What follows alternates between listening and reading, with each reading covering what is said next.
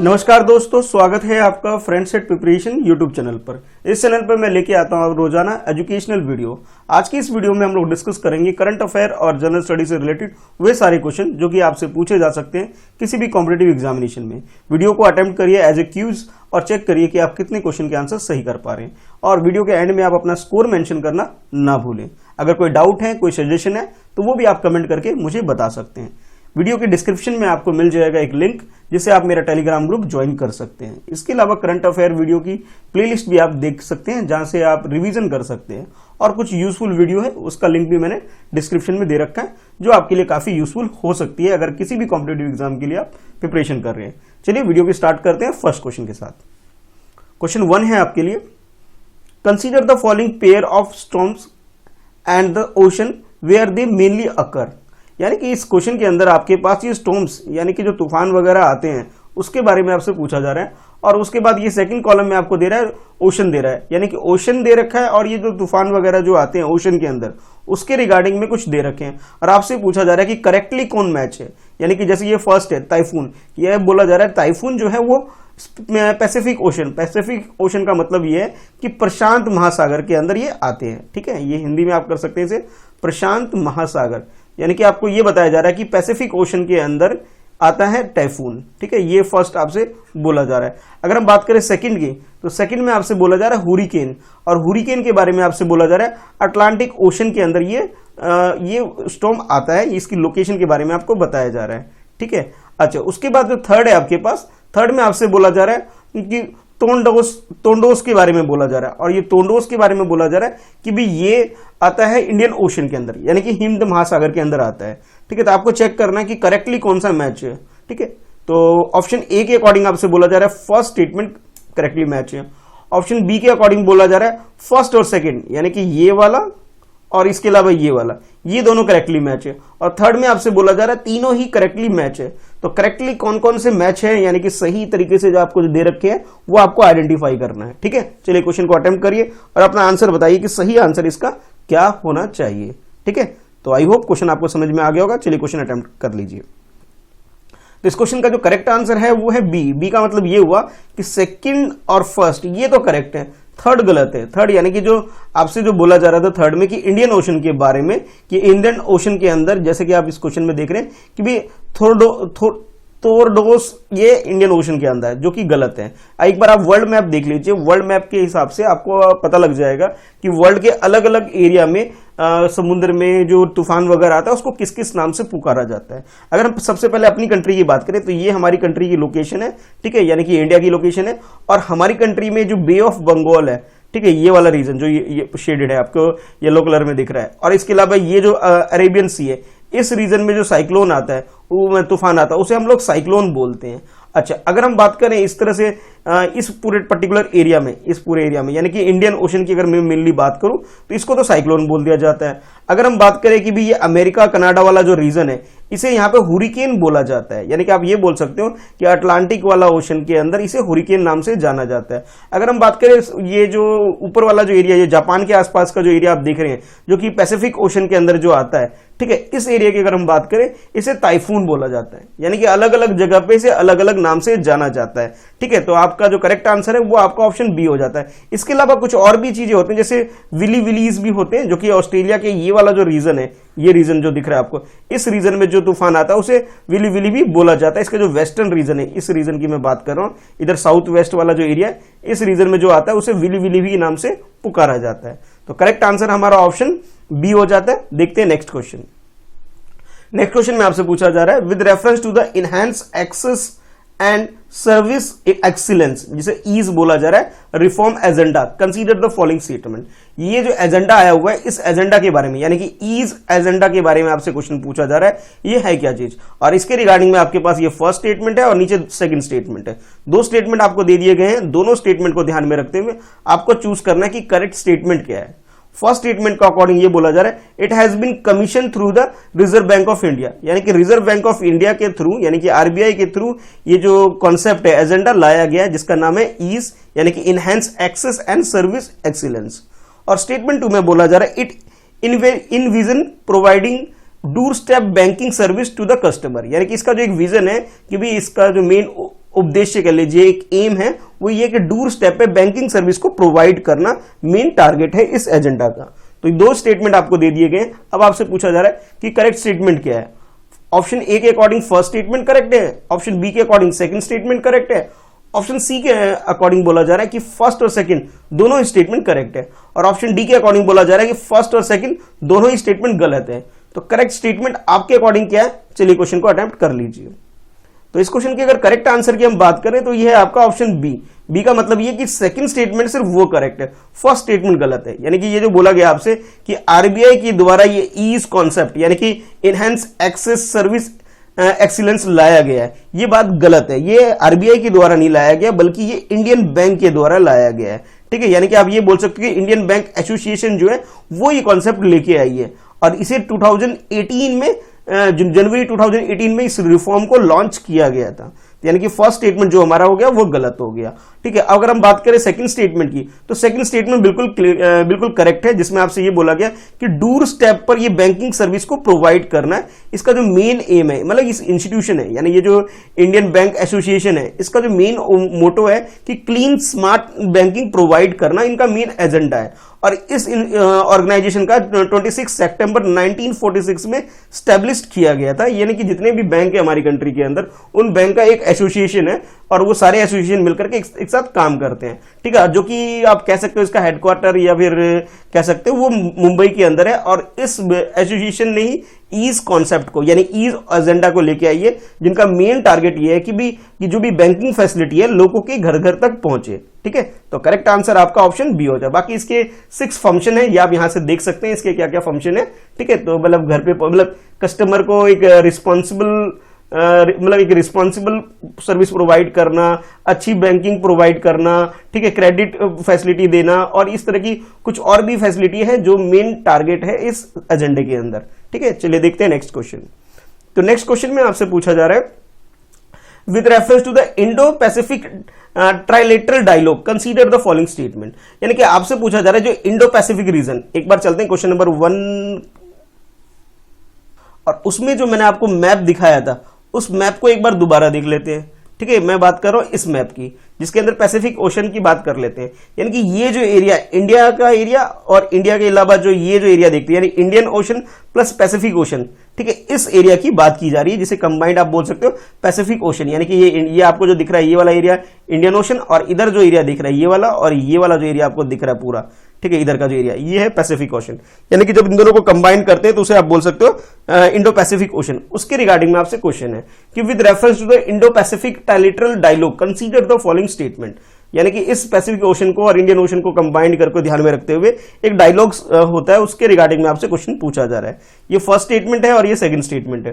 First statement में आपसे बोला जा रहा है it is strategic dialogue between India, Japan and Australia. यानी कि ये 3 कंट्री का नाम आपको दे दिया गया है, और आपसे बोला जा रहा है कि इंडिया, जापान और ऑस्ट्रेलिया के बीच में ये डायलॉग होता है, स्ट्रेटेजिक डायलॉग होता है, ऐसा आपसे बोला जा रहा है फर्स्ट स्टेटमेंट में। सेकंड स्टेटमेंट में आपसे बोला जा रहा है it is an additional to the Quad initiative. यानी क्वाड इनिशिएटिव जो है उसी का एक एडिशन आप इसे बोल सकते हो। तो ये 2 स्टेटमेंट आपके पास हो गए, आपको बताना है करेक्ट स्टेटमेंट कौन सा है।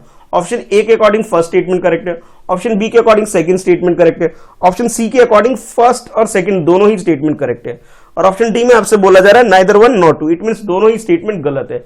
तो करेक्ट स्टेटमेंट क्या है, चलिए ये बताइए। तो इस क्वेश्चन का जो करेक्ट आंसर है वो है ऑप्शन बी। बी का मतलब ये हुआ जो मैं भी बात कर रहा था आपसे कि पैसिफिक ओशन, यानी कि आप ये देख सकते हैं ये अमेरिका है यहाँ पे, और मतलब ये नॉर्थ अमेरिका कॉन्टिनेंट की बात करूं, ये नॉर्थ अमेरिका है आपके पास, और ये है साउथ अमेरिका। ठीक है, कॉन्टिनेंट, ठीक है, आप कंट्री मत समझ लेना।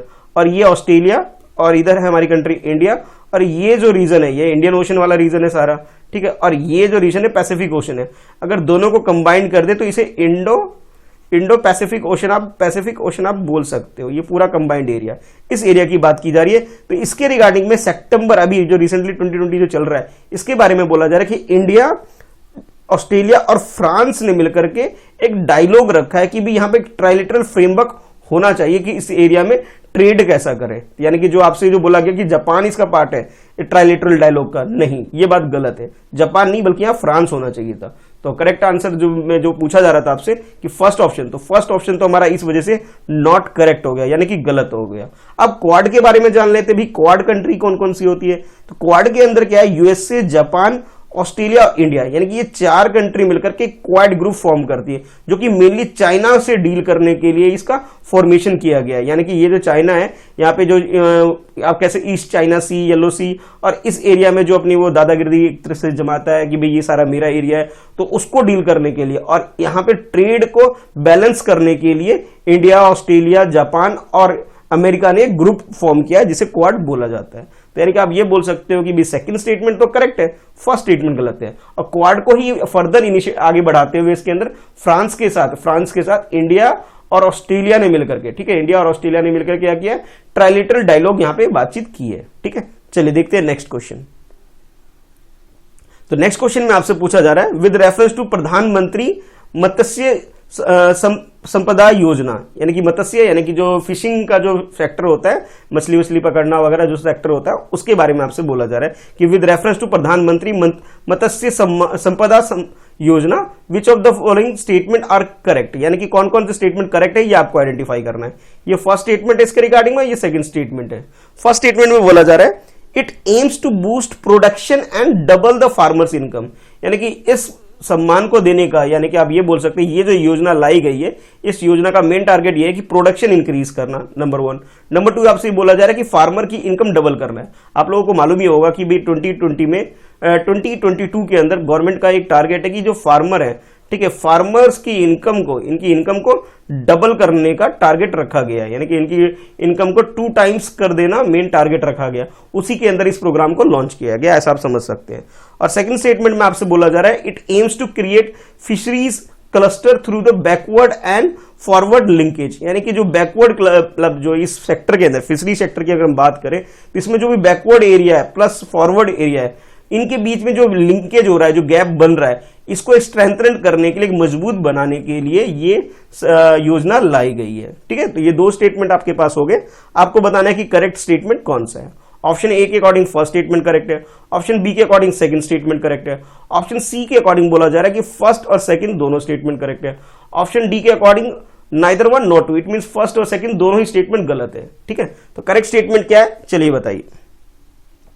तो इस क्वेश्चन का अगर हम करेक्ट आंसर की बात करें तो करेक्ट आंसर इसका सी है। सी का मतलब ये है कि दोनों ही स्टेटमेंट बिल्कुल करेक्ट है, यानी कि आप ये बोल सकते हो कि प्रधानमंत्री मत्स्य संपदा योजना जो है इसे जो एस्टेब्लिश किया गया है हमारे फिशरिंग सेक्टर को एक मैनेजमेंट फ्रेमवर्क प्रोवाइड करने के लिए।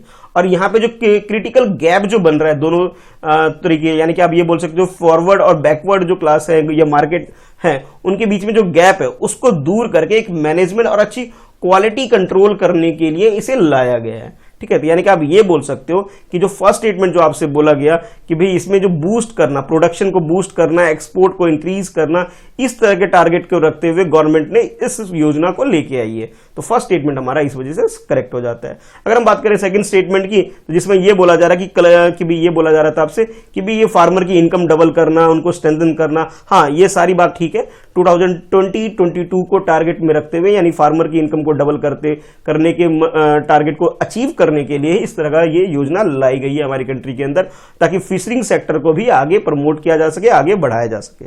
तो दोनों ही स्टेटमेंट हमारे करेक्ट है, तो करेक्ट आंसर आपका सी हो जाता है। ठीक है, चलिए देखते हैं नेक्स्ट क्वेश्चन। तो नेक्स्ट क्वेश्चन में आपसे पूछा जा रहा है with reference to the recently release report, एक रिपोर्ट रिसेंटली अभी रिलीज हुई है जिसका नाम है household social consumption education in India part of NSO survey 2017-18, यानी 2017-18 का एक डाटा पब्लिश हुआ है रिसेंटली एनएसओ के द्वारा, नेशनल सर्वे ऑफ ये नेशनल स्टैटिकल ऑर्गेनाइजेशन जो है हमारी कंट्री के अंदर एनएसओ है, इसके द्वारा एक डाटा पब्लिश किया गया। उसके रिगार्डिंग आपसे बोला जा रहा है कि जो टाइटल है इसका house hold social consumption education in India, यानी कि हाउस में मतलब लोगों के घर में कैसे कंजम्पशन का सेक्टर है उसको ध्यान में रखते हुए, साथ के साथ जो एजुकेशन हमारी कंट्री में किस टाइप की उसको ध्यान में रखते हुए डाटा पब्लिश किया गया है। और आपसे बोला जा रहा है कि भी ये 2 स्टेटमेंट है उसके रिगार्डिंग में आपको दे दिए गए, ये फर्स्ट स्टेटमेंट है, ये उसके बाद सेकंड स्टेटमेंट है, और आपको बताना है कि भी करेक्ट स्टेटमेंट कौन सा है। ठीक है, तो फर्स्ट स्टेटमेंट में आपसे बोला जा रहा है कि more than 50% of the household in India had internet access, यानी कि हमारी कंट्री में 50% से ज्यादा लोग जो हैं उनको इंटरनेट की फैसिलिटी मिलती है। ऐसा इस डाटा के अंदर आप बोल सकते हो, ये प्रोवाइड किया गया है कि भी इतना इंटरनेट हमारी कंट्री में लोगों को मिल जाती है, आपसे ऐसा बोल सकते हो। ठीक है, अच्छा, सेकंड स्टेटमेंट में आपसे बोला जा रहा है कि ग्रोस अटेंडेंस रेशियो यानी GAR, ठीक है, GAR यानी ग्रोस अटेंडेंस रेशियो, यानी स्कूल लेवल की बात की जा रही है, school eight primary level was recently 100%। अभी रिसेंटली जो डाटा कलेक्ट किया है उसके अंदर ये बताया जा रहा है कि जो स्कूल के अंदर जो एनरोलमेंट होता है बच्चों का प्राइमरी स्कूल में वो 100% पाया गया है। तो ये दो स्टेटमेंट आपको दे दिए गए हैं, आपको बताने करेक्ट स्टेटमेंट क्या है। ऑप्शन ए के अकॉर्डिंग फर्स्ट स्टेटमेंट करेक्ट है, ऑप्शन बी के अकॉर्डिंग सेकंड स्टेटमेंट करेक्ट है, ऑप्शन सी के अकॉर्डिंग बोथ फर्स्ट और सेकंड दोनों ही स्टेटमेंट करेक्ट है, और ऑप्शन डी में आपसे बोला जा रहा है neither one not two, it means दोनों ही स्टेटमेंट गलत है। तो करेक्ट स्टेटमेंट क्या है, चलिए क्वेश्चन को अटेम्प्ट कर लीजिए और बताइए कमेंट करके कि भी आपका स्कोर कितना बनता है। ठीक है, चलिए अब मैं आंसर बता रहा हूं इस क्वेश्चन का। तो आंसर है इस क्वेश्चन का बी, यानी बी का मतलब ये कि सेकंड स्टेटमेंट बिल्कुल करेक्ट है। ठीक है, यानी कि फर्स्ट स्टेटमेंट में गलती है, सेकंड स्टेटमेंट बिल्कुल करेक्ट है। ठीक है, तो जैसे कि आपको ये बोला गया था कि 50% से ज्यादा लोग ऐसे हैं जो इंटरनेट फैसिलिटी है हमारी कंट्री के अंदर, ये बात बिल्कुल गलत है, क्योंकि 50% नहीं हो करके ये आप ये बोल सकते हो कि भी कंप्यूटर की जो इंटरनेट की जो फैसिलिटी हमारी कंट्री में ओनली 24% पीपल जो है हाउस होल्ड जो है इन कंट्री उनको इंटरनेट का एक्सेस है। तो यानी कि फर्स्ट स्टेटमेंट हमारा गलत हो गया। अगर हम बात करें सेकंड स्टेटमेंट की, तो हाँ ये बात बिल्कुल सही है कि 15 से 29 एज के 25 रूरल एरिया और 56% अर्बन एरिया में ये कंप्यूटर की फैसिलिटी तो है। ठीक है, ये तो इसी का बात हो गया, फर्स्ट स्टेटमेंट की बात हो गई। और सेकंड स्टेटमेंट में आपसे ये बोला गया था कि भी 100% GAR का मतलब है कि ग्रॉस अटेंडेंस रेशियो अभी रिसेंटली 100% पाया गया है, बोथ मेल में भी और फीमेल में। यानी कि इसका मतलब आप ये समझ सकते हैं कि जितने भी छोटे बच्चे हैं उन सब का एडमिशन स्कूल के अंदर एनरोलमेंट हो रहा है और ये 100% पाया गया है प्राइमरी स्कूल में। ये बात बिल्कुल सही है, यानी कि आप ये बोल सकते हो कि क्लास 1 से लेकर के क्लास 5 तक, जिसे कि प्राइमरी लेवल बोला जाता है, इसके अंदर 100% एनरोलमेंट है। ये बात बिल्कुल सही है। बाकी कुछ और भी डाटा आप ये देख सकते हो कि सेकेंडरी लेवल की अगर हम बात करें रूरल हाउस होल्ड की कि भी कैसे स्कूल एक्सेस है, तो ये बोला जा रहा है रूरल एरिया में, यानी कि गांव वाले एरिया में 38% है, और अर्बन एरिया की बात करें तो वहां 70% तक बच्चे स्कूल की फैसिलिटी उन्हें मिल जाती है। ठीक है, और अगर लिटरेसी रेट की बात करें तो रूरल एरिया में 73.5% है, अर्बन एरिया में बोला जा रहा है 87.7% हमारी कंट्री में है। और कंप्यूटर एक्सेस की बात हम लोग पहले भी कर चुके हैं, एक बार और डिस्कस कर लेते हैं कि रूरल एरिया में 4%, अर्बन एरिया में बोला जा रहा है 23% है। इस तरह से आप बोल सकते हो। ठीक है, और भी कुछ स्कूल स्टूडेंट के ऊपर जो एक्सपेंडिचर हो रहा है उसके रिगार्डिंग में भी डाटा है कि रूरल एरिया में अगर हम बात करें सेकेंडरी लेवल पर, ठीक है, तो ये बोला जा रहा है कि 5856 एक्सपेंडिचर होता है, और अर्बन एरिया की बात करें तो यहाँ 17,518 रुपीज खर्च होता है, मतलब सेकेंडरी लेवल में बच्चों के स्टूडेंट के पढ़ाई के लिए। और इसी की बात सेकेंडरी का मतलब है 9th and 10th क्लास। ठीक है, अगर कॉन्सेप्ट क्लियर ना हो तो मैं बता दूं 9th and 10th क्लास की बात की जा रही है, और सीनियर सेकेंडरी का मतलब है 11th 12th की बात की जा रही है कि रूरल एरिया के अंदर 9,146 हर एक बच्चे के ऊपर खर्च हो रहा है, और अर्बन एरिया की बात करें तो ये बोला जा रहा है कि 23,832 रुपीज खर्च किया जाता है। ठीक है, और ये जो डाटा आपको दिया जा रहा है नेशनल स्टैटिस्टिकल ऑर्गेनाइजेशन जो हमारी कंट्री के अंदर है, जो यानी कि NSO है, NSO के द्वारा ये डाटा पब्लिश किया जा रहा है। और अभी ये 75 राउंड ऑफ नेशनल सर्वे जो अभी हुआ था 2017-18 में, तो उसी के डाटा के हिसाब से ये क्वेश्चन आपसे पूछा गया था। तो आप ये बोल सकते हो कि करेक्ट आंसर आपका ऑप्शन बी हो गया। ठीक है, तो वीडियो को लाइक करिएगा, अपने दोस्तों में शेयर कीजिएगा और कमेंट करके बताइएगा कि भी आपने कितने क्वेश्चन के आंसर सही किए। ठीक है, चलिए मैं आपके लिए क्वेश्चन ये पूछ लेता हूं थोड़ा सा कि अभी क्या किया गया कि NSO को किसी के साथ मर्ज करके, ठीक है, दो ऑर्गेनाइजेशन की बात की जा रही है। एक तो हमारी कंट्री में NSSO था, ठीक है, एक और ऑर्गेनाइजेशन थी जिसमें मर्ज करके एक नया ऑर्गेनाइजेशन बनाया गया है। ठीक है, तो उस ऑर्गेनाइजेशन का आपको नाम बताना है। ठीक है, तो ये आपके लिए क्वेश्चन होने वाला है, क्वेश्चन का आंसर जरूर दीजिएगा। चलिए फिर मिलते हैं नेक्स्ट वीडियो में। चैनल को सब्सक्राइब कर लीजिए अगर पहली बार वीडियो को देख रहे हैं, फ्रेंड्स एट प्रिपरेशन। ठीक है, और अगर अभी तक आपने चैनल के जो टेलीग्राम ग्रुप को ज्वाइन नहीं किया है तो ज्वाइन जरूर कर लीजिएगा। ठीक है, मिलते हैं फिर नेक्स्ट वीडियो में। आज के लिए इतना ही है।